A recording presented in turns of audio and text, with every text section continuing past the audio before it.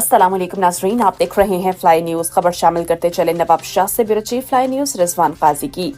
MQM Pakistan के हक परस्त एमएनए पावर स्टैंडिंग कमेटी के रुकन सैयद वसीम हुसैन ने हिस्को नवाब शाह के एसी ऑफिस में नवाब शाह एसी फरमान डहानी और एक्सियन एसटीओस आरओ से मीटिंग की।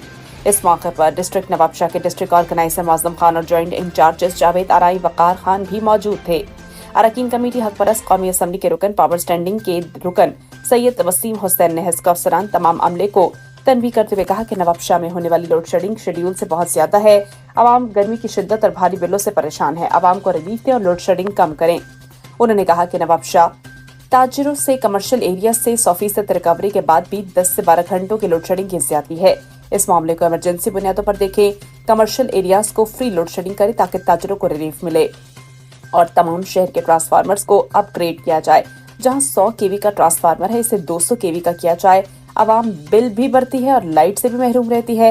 इस तरह नहीं चलेगा। वाबरा के अफसरान के तमाम अहकामात को अमली जामा पहनाने की यकीन दहानी।